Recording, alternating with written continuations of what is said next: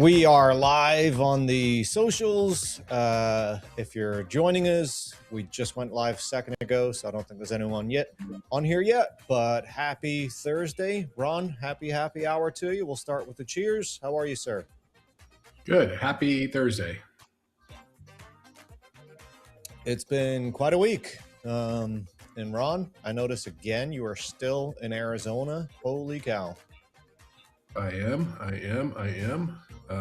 And it's good to be here.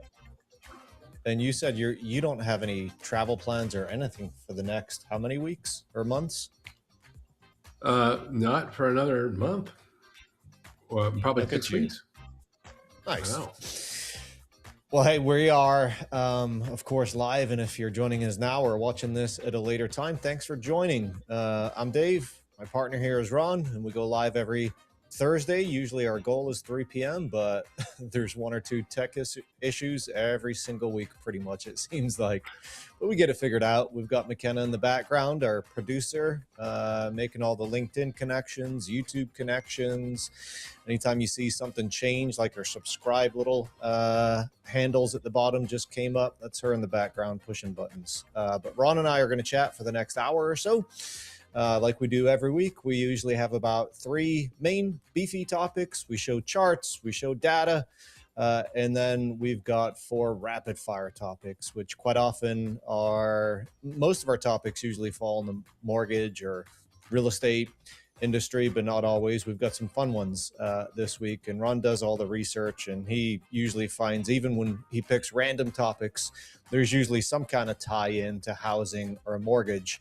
But let's take a look at this week's topics. We'll give you a quick overview of what we're going to be talking about today. And like I said, we're going to be talking for about an hour, but I don't know if your social media feed has blown up with Scotland fans at the World Cup in Boston, but mine certainly has. And you can see I'm wearing my Scotland jersey right now. But I'm going to be, that's going to be the topic of my monologue. We call it From the Gut. And I'm really excited about talking about this one. Ron, has your social media feeds been blowing up with the Scottish fans? Well, David, I would one way say no, but then I'm thinking, have I been on social media other than maybe LinkedIn? So maybe it is. I don't know. Yeah, maybe. So that'll be the topic, and there will be a business lesson in it, of course. I'm not just bragging about my country of birth, but there is a business lesson, marketing lesson tied into it. Then we're going to get to our main topics, and Ron, lead the way on these. All right, our first topic, we are going to talk about some of the obstacles to affordable housing, and definitely the government is one of the biggest obstacles. But when I say government, that really means us, because we are the government. So we'll talk about that. We'll share some startling data. That's been in the news quite a bit. We're going to talk about the implication of Google taking their beta program of giving housing information directly to the consumer. They're going to expand it nationally. What that means has a lot of implications. Really, a lot of chatter in real estate about this. This is a fun topic. I love this topic, and it's who's going to own the consumer in the future. And it's really who owns the space on top of the funnel. So we're going to talk about all these things that are happening around us and what the shifts are and who the victor will be, most likely. And great image there of Jerry Seinfeld winning the race that McKenna picked out. But excited about these. And then we're going to get to our rapid fire topics, and we'll end it with a AI tip of the week. But without any further ado, let's get to this week's From the Gut.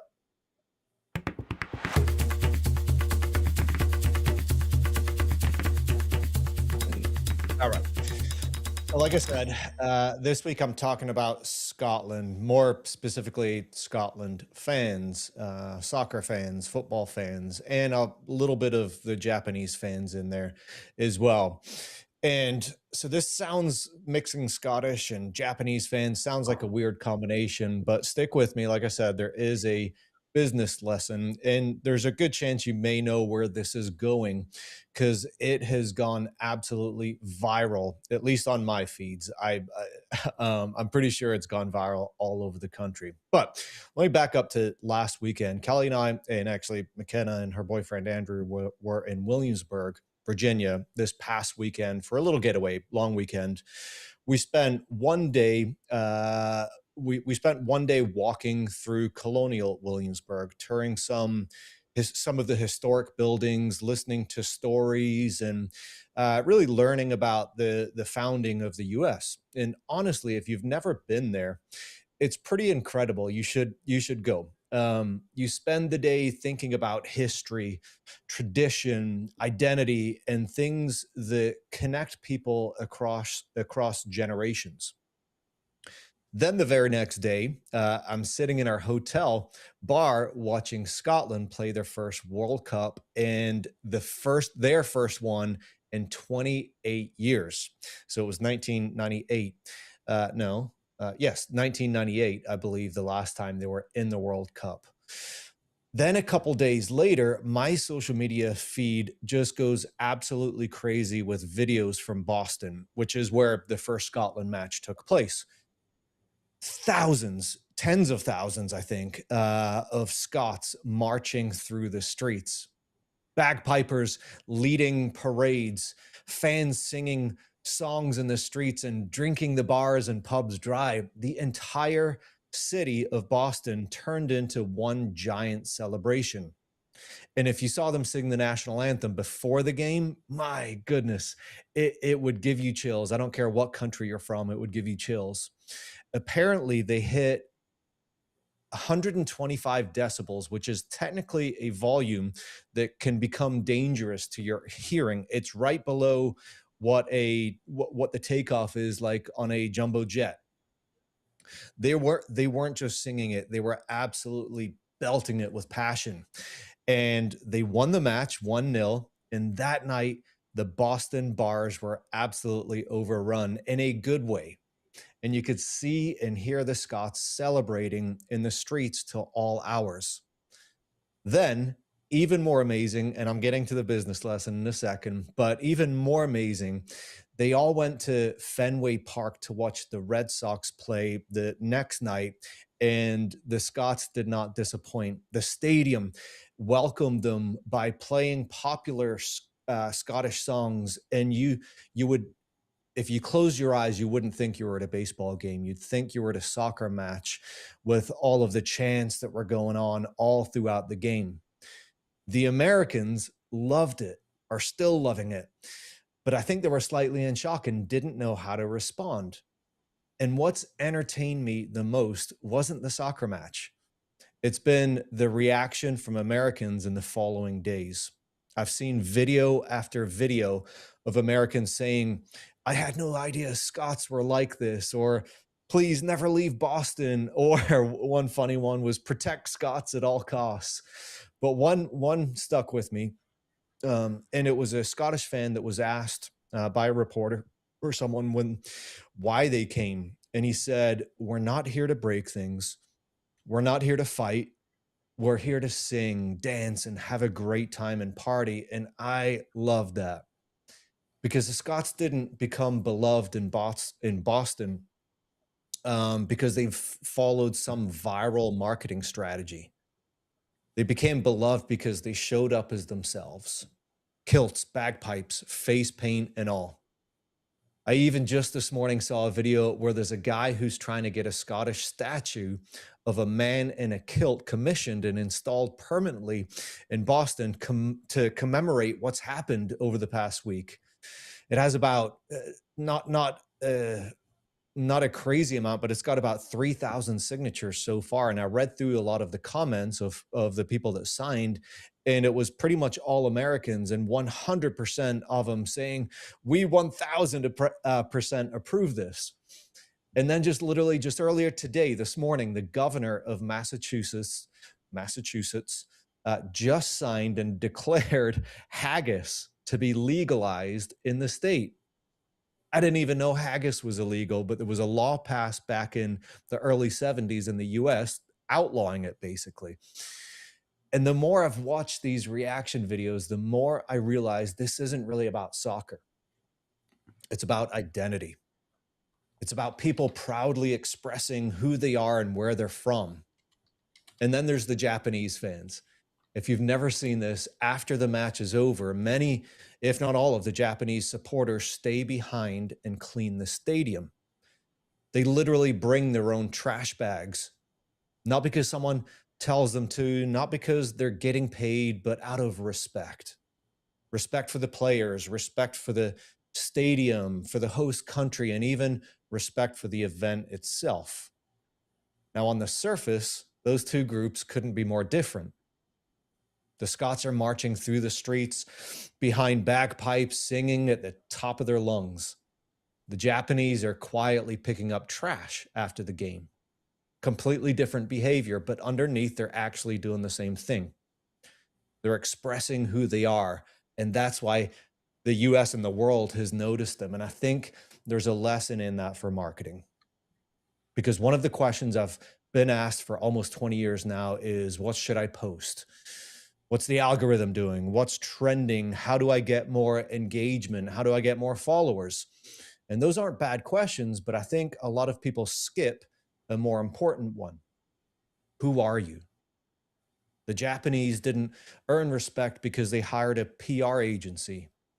They earned respect because they behaved according to values that were already important to them. And I think that's where a lot of professionals get stuck on social media, sales professionals. They spend so much time trying to figure out what works, and they forget to figure out who they are. They see someone energetic and entertaining and think, maybe I should do that. Maybe I should copy that. Then they see someone educational and analytical and think, maybe I should do that. Then they see someone doing dances on TikTok, and hopefully, gosh, those things irk me, but hopefully they don't do that. But you get the point. They start chasing tactics instead of building an identity. And the funny thing is, the people who build the strongest brands rarely look the same. Some are funny, some are serious, some are educators, storytellers, some are loud, some are quiet. The common thread isn't their content, it's their consistency. You know who they are. And I think that's why Americans fell in love with the Tartan Army this past week, not because they were trying to impress anyone, not because they were chasing attention, but because they were unmistakably Scottish. The Japanese fans were unmistakably Japanese. And in a world where everyone seems to be copying everyone else, there's something refreshing about people who know exactly who they are. Whether you're building a country or a culture or community or even your own personal brand, identity becomes before tactics. Because at the end of the day, the strongest brands aren't built by chasing attention. They're built by being unmistakably themselves. There you go, Ron. Those are my thoughts. Dave, my favorite part of that whole thing is just seeing how much joy you have on your face when you talk about, you're a Scotsman. It's so fun to watch. Yeah. And your message is spot on. Yep. Yeah, I'm proud to be a U.S. citizen, but I'm also proud of where I came from. I never plan on moving over there again. I moved when I was 14 to the U.S., but obviously proud of what the Scottish have done, and especially with it being 28 years since they've been at the last World Cup. I've seen grown men being interviewed on video on social media that are just in tears and crying because of how emotional they are. And I plan on. We have an Irish pub close to us, and I think I'm going to go there for Friday's game in my kilt, in my jersey. Andrew McKenna's boyfriend was like, "You're going to an Irish pub?" I was like, "Well, there's no Scottish pubs around here." So, yeah. All right. Go ahead. Go ahead. Go ahead. No, I was done. Do you like haggis? So, last time I visited Scotland, I think was the first time I had it. So I didn't even try it, I think, until I was an adult, and I really liked it. But then I tried it again on the cruise we were on a month and a half or so ago, and it was disgusting. I literally almost threw up in the dining area. I mean, it's what they call offal, meaning sheep's offal, OFFAL, which is minced sheep heart, liver, and lungs, and Yep. then they mix it with oatmeal, suet, onions, and spices. Yeah. It's kind of like corned beef hash, but with like sheep organs. Yeah, exactly. And it's got a little bit of a kick to it in a good way, or at least the first time I tried it, I really enjoyed it, but definitely not the last time. But anyway, your message was fantastic. Thanks. You All didn't have right, one with your let's kid, get huh? I was what's gonna see if that? you make it at home. Next time I want to visit you guys, maybe we'll make haggis. All right. You are a master in the kitchen, so I think you'll be the one leading the way. So, All right, good job, David. all right, let's get to our first main topic. Government, please get out of the way. Yeah, this is a really interesting. And let's just get to the headline. It was Ion Housing, which is National Association of Home Building, published a report last week that said, on average, the cost of government, the cost of government, adds to building a new home on the average price home, new home, it's $131,000, almost $132,000. And as you can see, we have a couple charts here. The first chart just shows how it's increased over time. And what you can see, the cost of government is accelerating. And we're going to go through what we mean by government, but it's accelerating. That's the scary thing. The scary thing isn't that it's 131,000, although that is scary. The scarier thing is the cost is accelerating. And the whole question is, how can we build affordable homes if we start with a $131,000 price tag just for the government's interference or cost, their impact, right? And if we want to start building affordable homes, that number has to go dramatically down, just dramatically down. And if we go to the next chart, which is a hard chart to read, it breaks down what are all these costs that are driving it. So zoning approvals, compliance fees, uh, uh, where government forces you to set aside land, unbuilt land, other setbacks, builder fees, building codes changes in the last 10 years where we upgraded the building code, design standards, OSHA and labor, on and on and on. This comes to $131,000. And if an entry level home needs to be priced in some markets at around $250,000 to $300,000 and other markets at $350,000 to $400,000, you can't do that when you start with a price tag of $131,000. And David, you and I have talked about this before, and we talked about it. We didn't quite have the data like we have right now. Now we have really good data, and this data is getting a lot of run in industry media, but it just makes you wonder, what the heck are we doing? And I want to be clear before I kick it over to you. When I say the government is us. So, one of the headlines on one of the articles I read is, look, the solution to affordable housing is us. Like we are the solution. We need to figure this out. We need to help uncork this. David, what are your thoughts? It just makes me think about the intent behind it, and I think the intent is a good one, right? They're trying to be responsible with the land. They're trying to make houses safer. They're trying to accomplish all of these things, but I think at what point does it get in the way and becomes burdensome? And I think that's probably true for a lot of government run initiatives and so on, where the intent initially started as a good one, and maybe the intent is still a good one, but it's just become so over the top burdensome. And I think the people that are probably most hurt by this is first time home buyers. Absolutely, absolutely, absolutely. David, I'm not going to steal our thunder from next week, but next week we're going to cover a brilliant, or I can't believe these words are coming in my mouth, a brilliant editorial from the New York Times.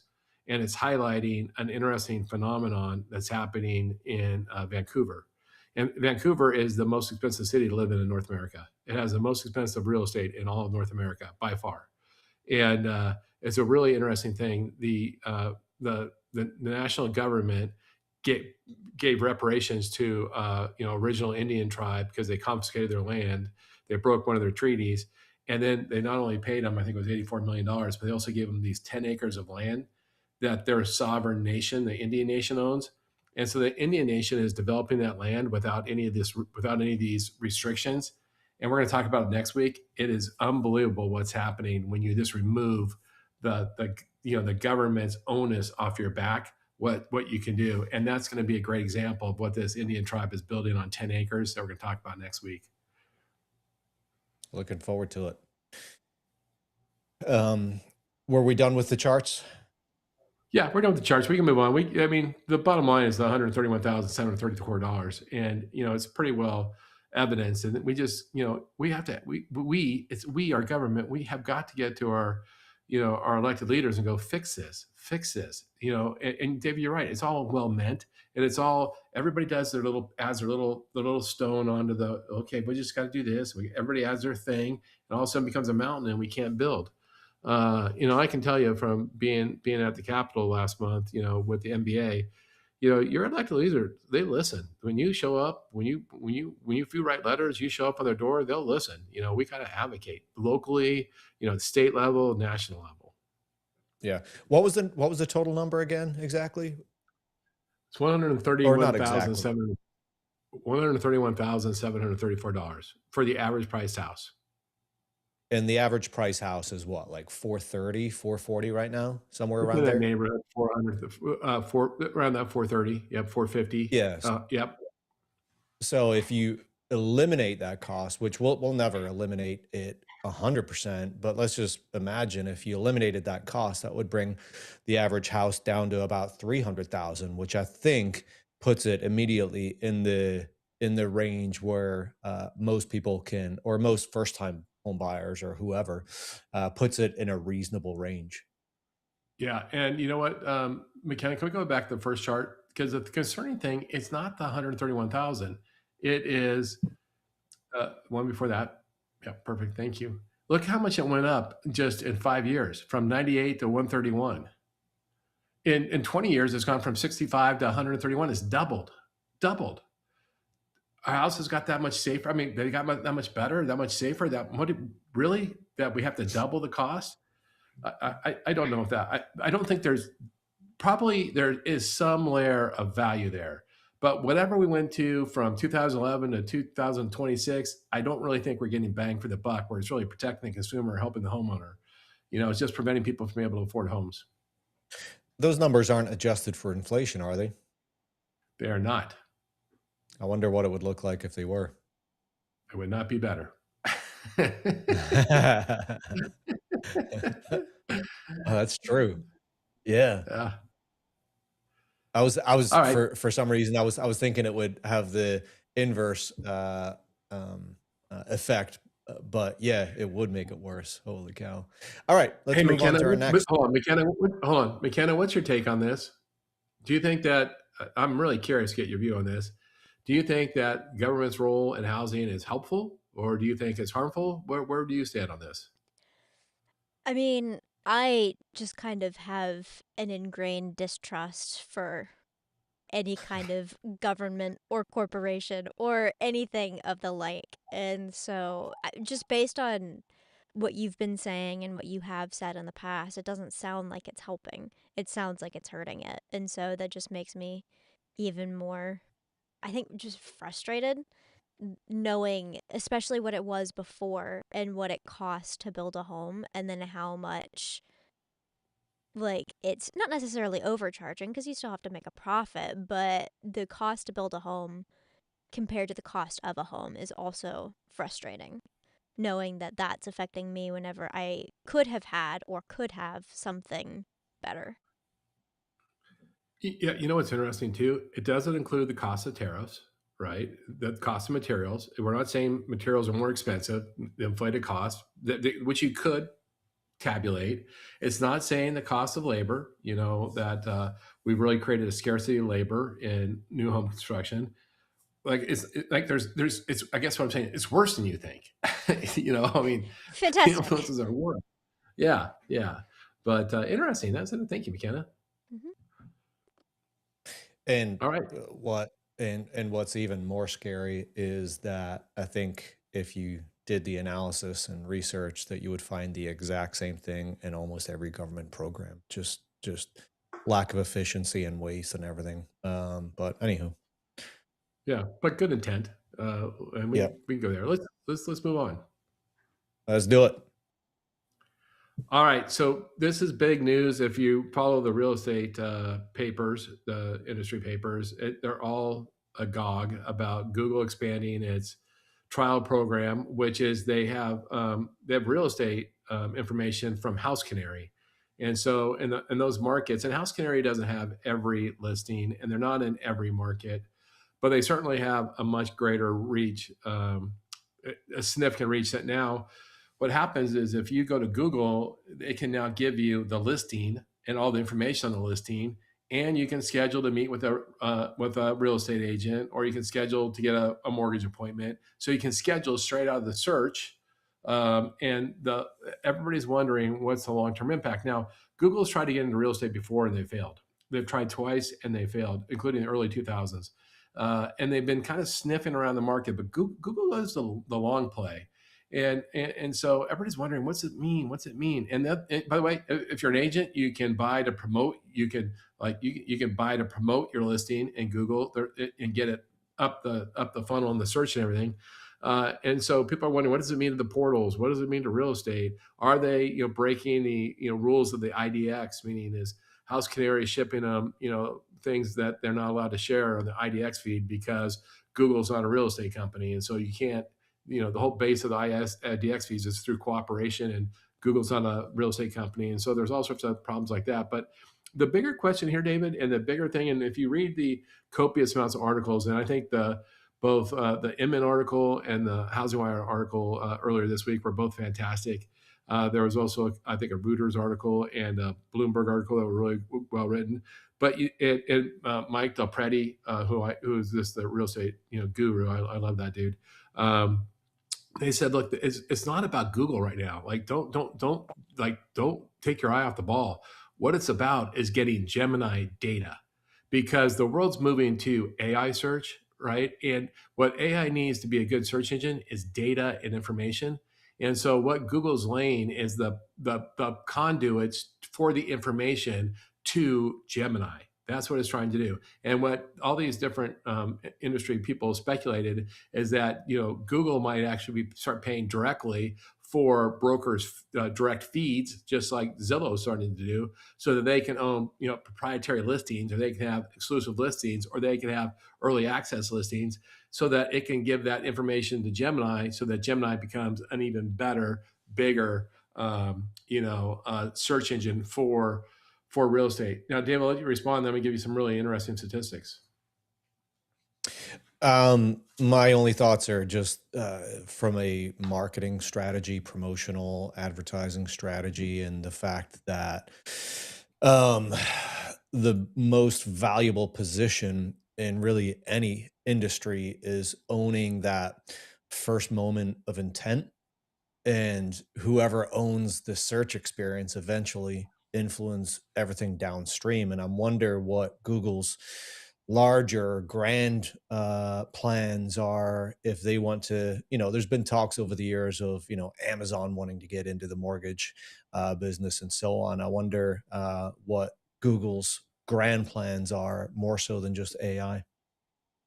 David, you brought up a brilliant point, and thank you for doing it. We've talked about it repeatedly, and I know I've written about it a lot, about how it's a race to the consumer, and the starting point keeps moving out. Right? We've talked before about how Rocket acquired Redfin and is at top of the funnel, and then we talked, well, holy smokes, Taylor Morrison, Berkshire Hathaway, they moved that starting line out months in advance, right?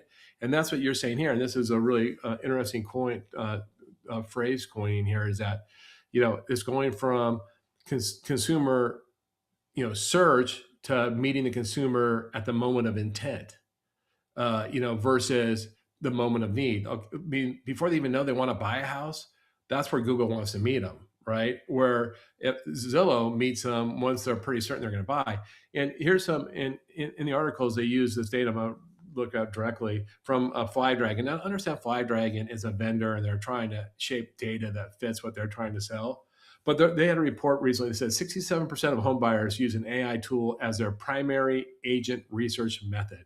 So 2/3 of all home buyers use AI as a primary information tool, right? And that they do that before contacting the agent.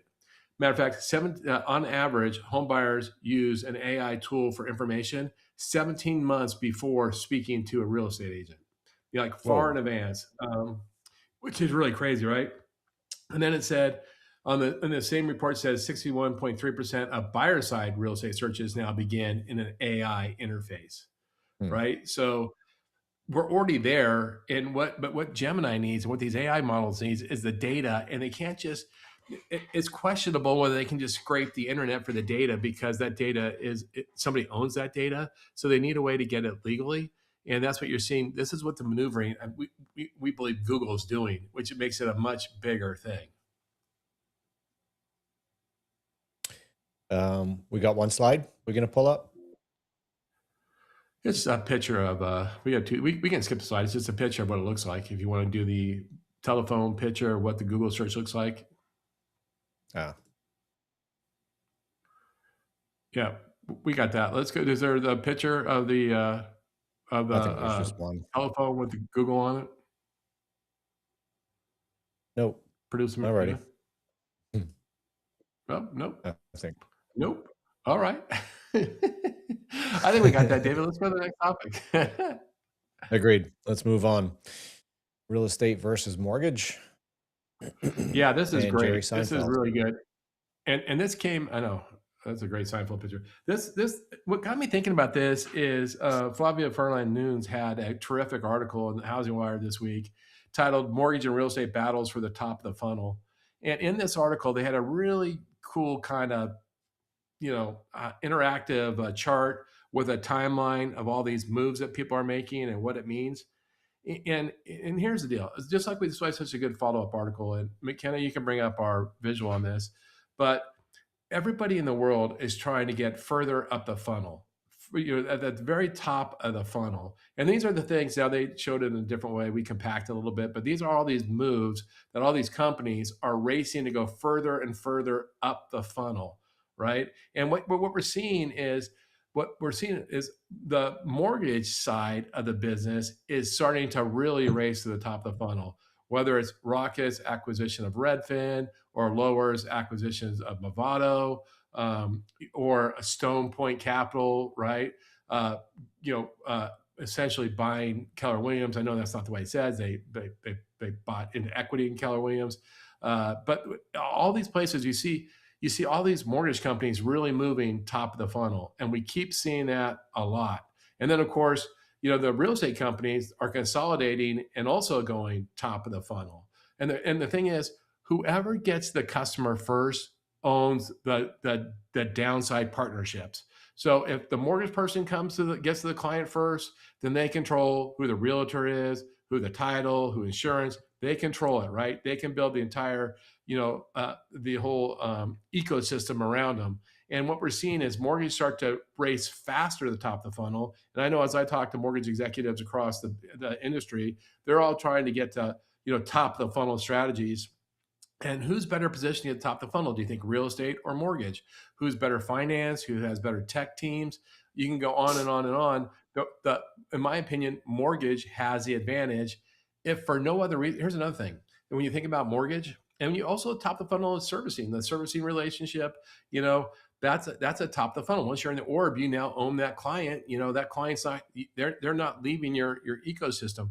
But what's really interesting on this is that part of the advantage that mortgage has in this battle is that in the real estate space, you have a lot of independent contractors. Real estate agents are independent contractors. And the way that real estate works is that the whole asset is the agent, not the platform. Meaning people don't go, I really want to work with Keller Williams. They don't do that. They go, I want to work with Susie Smith, who's the top real estate agent in my market. I don't care where she works. She just happens to work at Keller Williams. Right. And so they're drawn to the individual. So it's hard for a company that is, whose main asset is an individual, self-employed contractor, agent, to try to build an ecosystem around them that's sticky. It's much easier in mortgage to build that sticky ecosystem, right? Because what happens, like, let's say you're going to work with Prime, right? And my gosh, if you're using Sean's the most prolific and one of the best lenders in the United States. You love Sean, you're probably going to follow Sean. But what happens is that over time, rate is dripping on you with their servicing. You're getting into a relationship now with rate, with their servicing, with their whole ecosystem. You might be doing renovation. You might be doing HELOCs with them. You might be doing their health, platform, buying yoga pants. Like they start to put you in a relationship, right? And companies like Rocket are really good at that. Rate, Guild. Keller Williams can't do that. They don't have a way to create a relationship with the borrower. Not at all. They can build a structure to get to the top of the funnel, but they can't build an ecosystem that absolutely owns the client from first intent until the final payment. And so they have an advantage. David, what are your thoughts? Totally non-related, but you mentioned Rate and their new apparel line. I had a call with two of their executives about 3 weeks before that was launched, so I knew it was coming. And what are your thoughts around how Rate seems to be going in such unique directions with apparel, with their health app and all of that stuff? How do you think their employees are? Do you think their employees are confused? I at one of the conferences I was at recently, I was at a table with a rate executive and a really good person, and they were like, "What the hell are we doing?" and they were suggesting that was kind of the sentiment of the entire company. And why are we spending all this money going to these health services type of thing, lifestyle things? The people just think it's making our rates go up, right? And so there was, but that's also that's how a loan officer thinks. But I don't know. I mean, Victor obviously is driven. He's trying to. I mean, it might be the same as I David, this is unrelated, but what in the heck is the previously bankrupt Bed and Bath buying real estate companies and mortgage companies for, right? Because what their new slogan or strategy is, we serve the entire home. We serve the entire home life, from like sheets to the house. That's probably gonna work just as well as selling sheets, but good luck. Anyway, I digress. But I think that's what Victor's sense is, that he's trying to serve the whole home, and it's ambitious. Let's say that. I've worked at two companies that have really tried to build out the entire ecosystem. Most recently, Loan Depot, which wasn't that recent, but building out, Mellow platform, from the lead generation to not the different services, where you've got the insurance division, you've got the title, you've got where they own every part. Have you ever seen a company do that very successfully? It seems at least every company I've worked at who have tried that, it seems to be a bit broken and not really, no success, like true success was found. Yeah, I think it will though, David. I think that people Yeah. are getting the scale, the capability, and the technology. I 100% think so. And Anthony's vision, like, look, once you're in our orbit, you should just be able to push a button to get solar, or to do a remodel, or to order drapes for your house, or you need a plumber, or whatever you need to do. This, you're in our orb. We know everything about you. We'll get a trusted list of service providers, and that's our relationship. You never leave our platform. I think that has legs. And then, David, I haven't necessarily seen it in mortgage or real estate, but there's plenty of evidences around the world with it. I mean, look no further than Amazon. How many Mm, different channels does Amazon sell? Right, the consumer loves mm, that. right. True. Okay. All right. We've milked that one. All Yeah, right, we're moving let's on to go. our rapid fire topics, and I don't know if you're still watching, Torin, but we've got one comment that came in 20 minutes ago or so. It wasn't a question; it was just a statement when I was giving my monologue, the Scottish monologue. But Torrin, if you're still watching, what's up, buddy? Torrin and I used to work together. And Nice. Thanks for joining stayed us in and touch. commenting. Hey, if you are watching right now, drop some comments in, and we should most likely see them in our platform, regardless of whether you're on YouTube or Facebook, wherever. But anytime we do, sometimes we'll post links to some of the articles we're talking about, some images. We'll post those on our YouTube page. So if you don't follow us and are subscribed to the Little Nessie channel on YouTube, make sure you do so. With that, let's move into our first rapid fire topic. Yeah. Okay. So I love this one. Thank you. This came from Resi Club, and this was a big topic, David, when I was in Washington D.C. This whole 21st century road to housing bill. And the House passed a bill, and then it went to the Senate, and the Senate passed a different looking bill without, by the way, consulting with the House. The House did not like the Senate changes. There are several things in the Senate that we think erred on. One of them was, they put in a disgorgement provision to the institutional investors. That is, if you own more than 350 homes, and if you built homes to rent, or if you bought homes to remodel, that you'd have to sell them in 7 years. And just that proposal from the Senate, and they sent it back to the House to start the reconciliation. What happens essentially, as soon as that their bill came through to go to the House, well, institutional investors quit building houses. They quit committing to houses, which was a really big, immediately stopped, like none. So not a single, since the Senate came out with that bill, not a single build to rent community has started. Not one, zero, zip, nada. And so what Lance Lambert at Resi Club, he did a survey of these institutional builders, these build to rent builders, because it's mostly build to rent. It's not, because 95% of all non-owner occupied homes are owned by mom and pop shops. People own less than 10. So this is a really small percentage.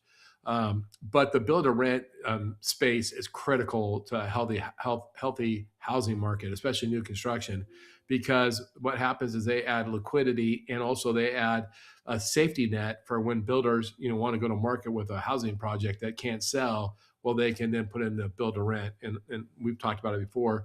But he surveyed them, and what happens? They estimate that just from the top 14, commercial builders, meaning institutional investors for these build to rents, that so far it has stopped 6,000 new units coming to the market. So 6,000 homes that would have been built by now, would have been already in the market, are not coming to the market. And so that's the giant problem. And David, you and I have talked about it, and we've ranted and raved, or at least I have ranted on this. The good news is that the House reconciliation bill has gone to the Senate, and the House and Senate is now reported have agreed to a full reconciliation, meaning they've agreed to the terms for a combined bill. And in that combined bill, there is not that disgorgement. You must get rid of the house in 7 years. Hopefully that will add, some confidence back to these institutional builders. But we'll have yet to see. I don't think we're going to hit the full steam. And let's look at the charts, and you guys will see what I'm talking about. We have, I think, 3 charts on this. Here's the first chart. The first chart says, hey, to what extent do you think that the proposed policy measures, how much is it affecting your decision? Like, how much is this affecting you? And you can see it's some crazy 80% said significantly. And by significantly, we're not going to invest and build to rent. We're not going to do it. We're out. Peace out. Right. And some said 10% said moderately, and 10% not at all. But I can tell you, there was no ground broken on build to rent during this period. So the next slide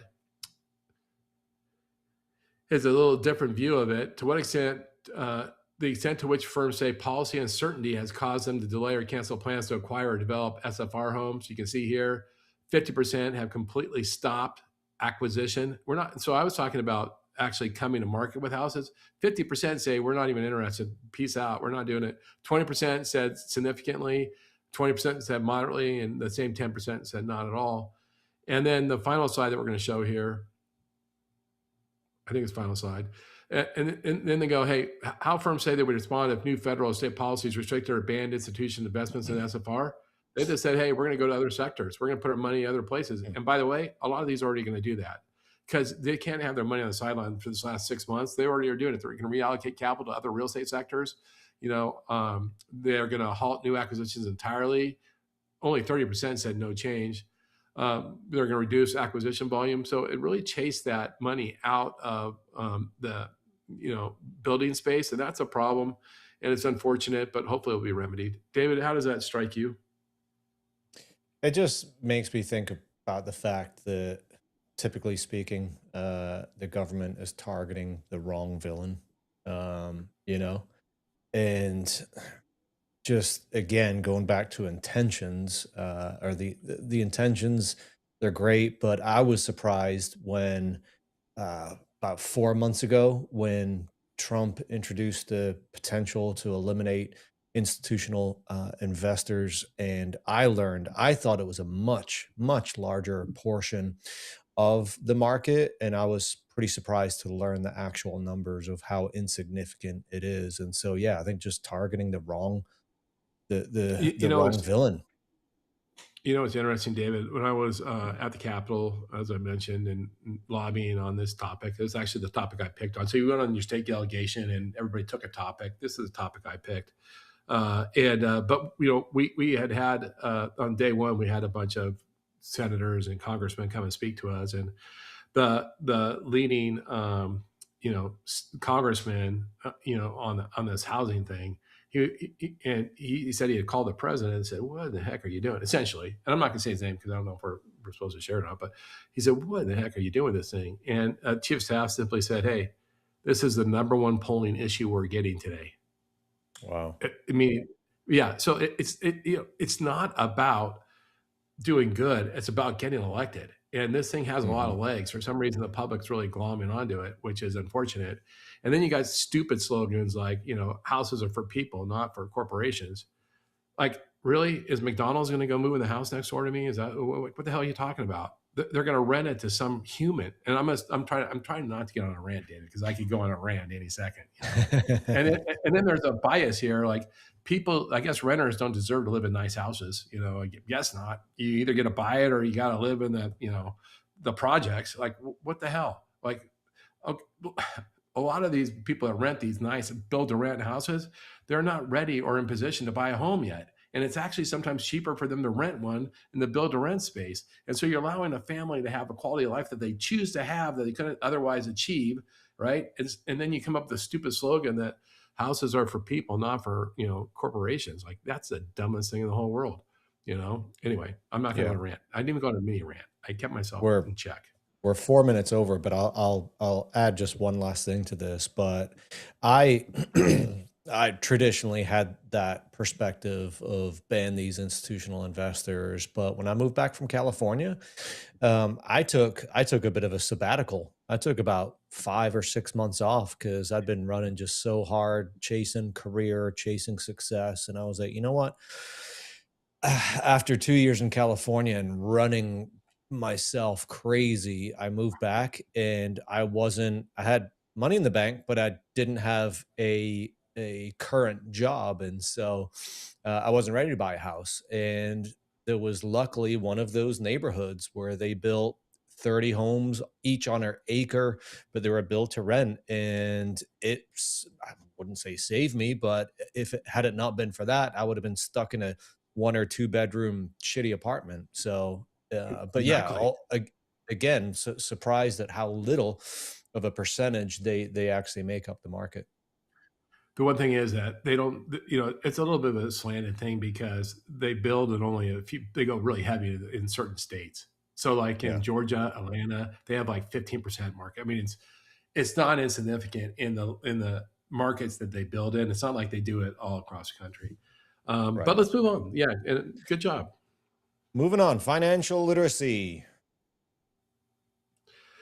Yeah, this is a real quick one. It's just really disappointing that financial literacy continues to decline. The current data is that we're at the when they have this basic financial literacy test. And the questions are pretty straightforward, simple. You can go see the questions. We maybe McKenna give you a link to that. But and I think we have a chart on this, McKenna. I think we have a couple charts actually. So we're down to the average score now is 47%, and Gen Z scored at 38%. And the questions aren't all that hard. They're not super easy. I mean, they're not like so obvious that you'd go, oh my gosh, but they're not super hard. Like it might be, what type of insurance, what type, you have a multiple choice answer. There's 4 answers. The fourth one is, I don't know. And then the other 3 is like, so what kind of insurance do you need for in case your spouse dies, and you're worried that you're not going to be able to afford your lifestyle. And, only like 20% of the people got that right. That was life insurance, and then I think there's, if I remember right, there's 4 sections, and they didn't get, the worst scoring section was old age. It's like, for example, they asked some sort of social security related things and people didn't know the answers. And then there was really straightforward answers that people didn't know. And it's just super scary. And David, I know this is a topic, true to your heart, with your work with First Home IQ, and we love First Home IQ. But there's just so much work, and I believe when Dave Savage says, "Look, loan officers, you're on the front line of the crisis battle on financial literacy, and we need to get out in the communities with this, keep teaching people, and join organizations like First Home IQ." David, what are your thoughts? I think of today's social media environment that we live in, and how short form content is king right now. And I just looked it up, but people consume today more money related content than ever before. I guess that would probably be true for any kind of content, because everyone's becoming an influencer and content producer. But there's never been more content or money related content than ever before. But I think we're also at a stage where people understand money less than ever before. And I think it comes down to the difference between information and education or entertainment. A lot of people, especially younger people, first-time home buyers, that's, probably TikTok generation. My generation's more Facebook, whether they're still on it, but that was our thing. But of course, TikTok, and when it's short form, is it entertainment and information, or is it education? I just feel education is becoming less and less important than information and entertainment. So those are my thoughts. David, you hit the nail right on the head. The biggest challenge isn't that they're not getting information, is that they're getting the wrong information. They're Yeah. going to their social media feeds and people are telling them the dumbest stuff in the world. And then they're taking that as gospel, and they're completely jacked up. That's completely wrong. The one positive sign is more and more high schools, and definitely more and more colleges are starting to put financial literacy as a requirement of graduation. And there's a big movement, and that's growing, but that's not going to be enough. We need to keep leaning into it. But anyway, you got anything else on this? You want to move on to lighter stuff? I think adults have been saying how much our education system in the U.S. needs a complete overhaul, and teaching actual real world beneficial topics instead of I'm not saying get rid of history or get rid of English or whatever, but having more real world classes, subjects to help them in the actual world. I agree. And McKenna, if you want to jump on, because I'm going to ask you a question. But David, what probably the most productive course I took in high school by far, like the thing that probably gave me the best, probably helped me more than any other course. Yeah. Typing. Yeah. And because when you and I took typing, it was on keyboards more than likely, or not keyboards, typewriters, I should say. Yeah, IBM Selectric too. 100%. Yeah. So mine wasn't quite the old school manual typewriter. It was one of the more, it was an updated electronic typewriter. But I think a lot of the sentiment back in our day, Ron, was like, why am I going to need to learn to type? Just teach me how to write in cursive and I'm good to go. Yeah, I I know it's took, probably the most. Yeah, sorry, I was just go gonna say, ahead, please. I took my typing course on a SpongeBob themed typing game. That's right. Yeah, I mean, old school, IBM Selectric 2, you had to use the little, like, the little eraser ribbon, and you can only do it like 5 times, and you have time tests all the time. I think I got, the goal was 135 words a minute, which once again, you're not doing spell check because, you're just flying through it. And I don't know if I hit 135 words a minute, quite frankly, but I passed the course. So, I took it for like a full semester. Like it was like, 3 times a week for an hour, and it's served me well, But anyway, McKenna, financial literacy. What do you think? Is it important? How do you feel your financial literacy is? And is it good? And if so, how come? And if you're uncomfortable, if so, how come? And where were your inputs? I would say, at least for where I'm at, mine is probably moderate to slightly above moderate, especially after working for the two of you. It's gone up a lot more than it has, but I do think it's something that is incredibly important, because that's something that every single person should have and is going to need in order to navigate the world as either a renter or a homeowner or someone who has insurance, or you need money to live, and so you should learn how to take care of it properly and the avenues where you're going to be spending it in the largest amounts. Yeah, yeah. You know what makes me think? I was out doing a market visit, and I was in this mortgage branch, and this young little kid, a little hotshot kid, he's really building production pretty well, but he had to send a letter for some reason, and he had no idea how to send it. He didn't know how to. He didn't know how to address it. Didn't know where the stamp went. Like the whole thing baffled him, And it's the same thing for writing a check. A lot of kids have never written a check, right? They've never really mailed a physical letter, and you're like, oh my, like maybe you don't need to know that anymore. Yeah, I don't know. What do you guys think? It has been quite a long time since I've written a check. I probably don't remember how to do it. I used to all the time. I still have my checkbook, but I don't think I'd be able to do it without looking at least one thing up. Yeah, McKenna, full transparency, I don't write checks either. I've probably written one check in 5 years, and I couldn't even tell you where our checkbook is. Mrs. Sowers is in charge of the checkbook. Maybe that's by design, but I'm with you. Although I could probably still do it. You know what else I'm finding right now? We're going totally off on tangent. And that whole thing, you know what? Like, talk about not doing it. You don't know how to do it. I'm becoming nearly incapable of cursive writing. Because I never do it. It's like that's something I guess I got to go back and practice. My handwriting is getting worse and worse and worse. Like I dread when I have to sign my name now because like, oh God, I gotta write this out. Kelly's the David, same way. Her handwriting has become terrible. She always compliments me on my handwriting, but I don't typically, unless I'm signing my name, which is really just a squiggle mark. I don't write in cursive, but Like, isn't it one of the most shocking things that somebody actually sends you a nice, beautiful handwritten note and beautiful penmanship? You're like, this is the thing of beauty. How do you do this? Oh yeah. gosh. All right, let's wrap it up. And McKenna, you're staying on because this is a topic built for you.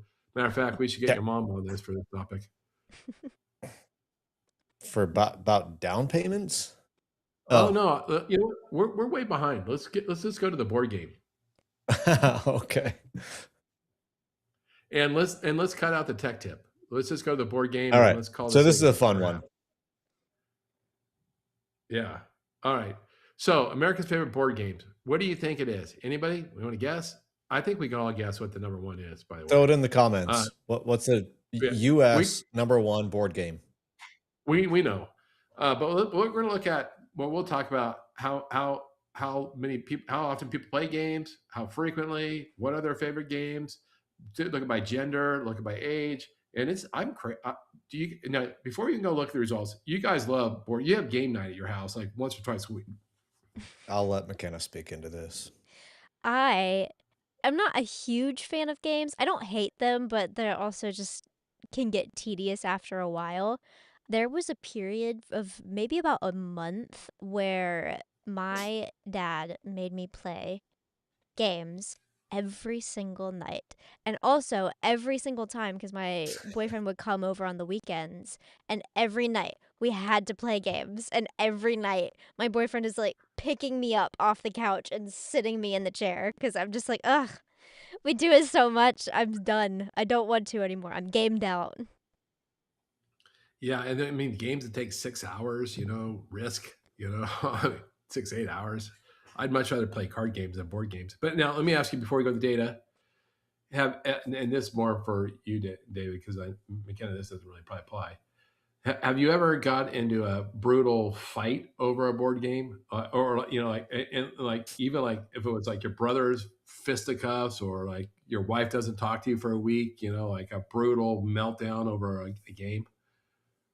As you're asking that question, I was watching mechanics. I knew that would have gotten a reaction because there's one board game that we play. A lot of the games that we play consistently that McKenna was talking about, one is just a card game, and the other one is Rummikub. So we very rarely play board games, but the one board game that we have played in the last 8 years most consistently is a game called Catan. Ron, are you familiar with that one? No, I'm not. Okay. So I don't need to explain the whole game to you, but one of the things is there's a piece on the board where if you roll a 7, you get to block any other player from advantages, right? And every single time, my strategy is to just block the person that's winning, right?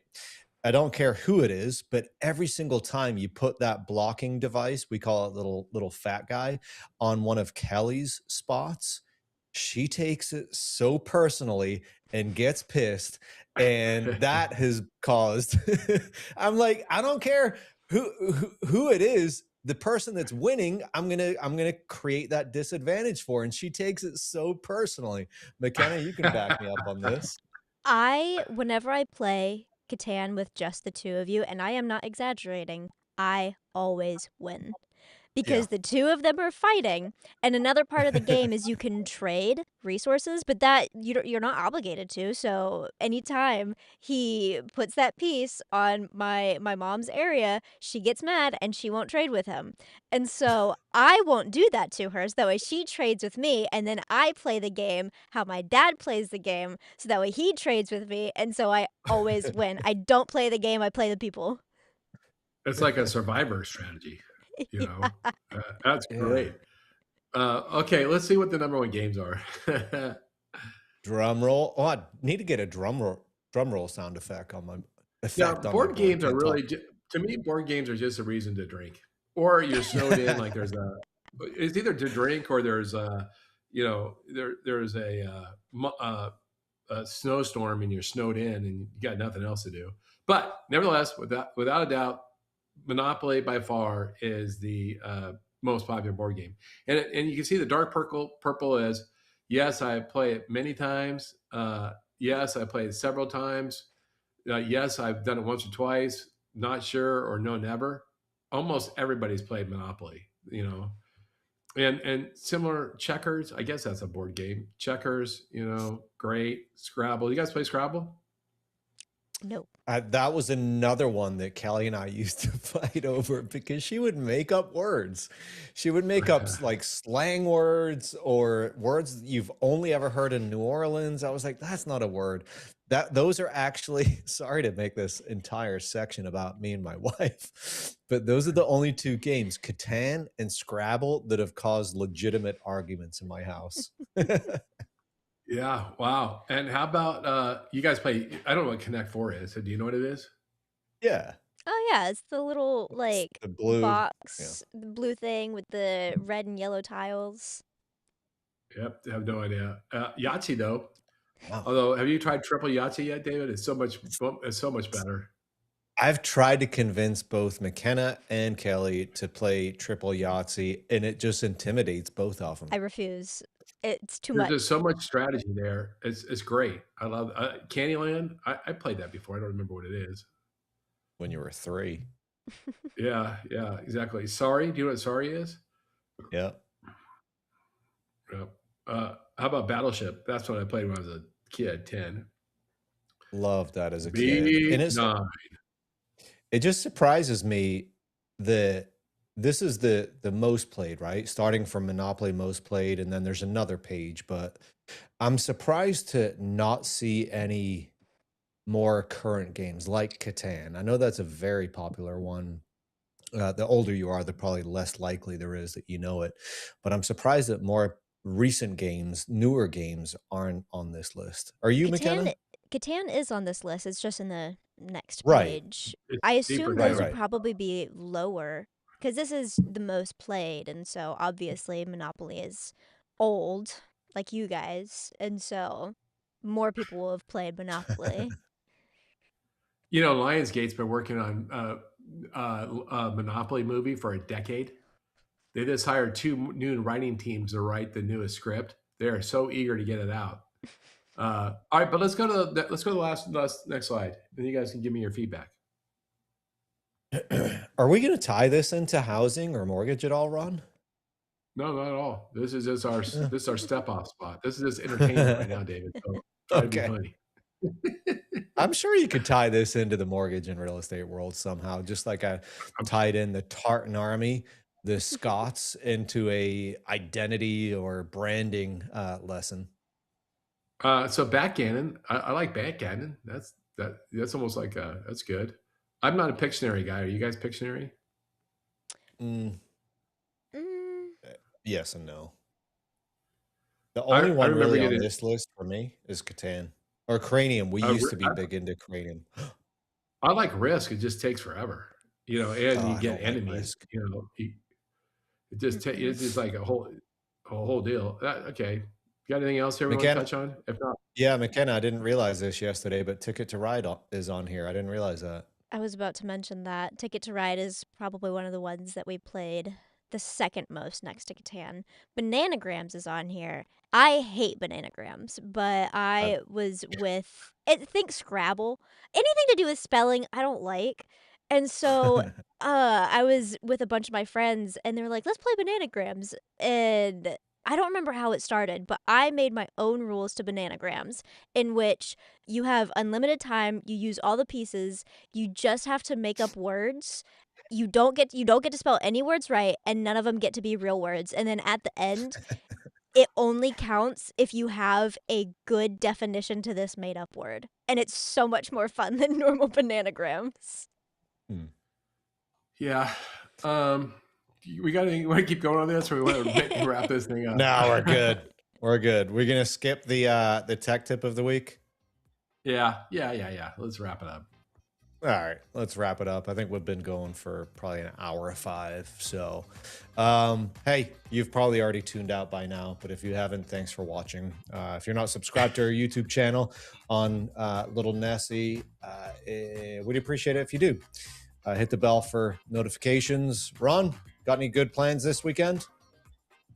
I'm still just recovering from last weekend. Yeah, that's right. It was a busy weekend for both of us. You had an event at your house.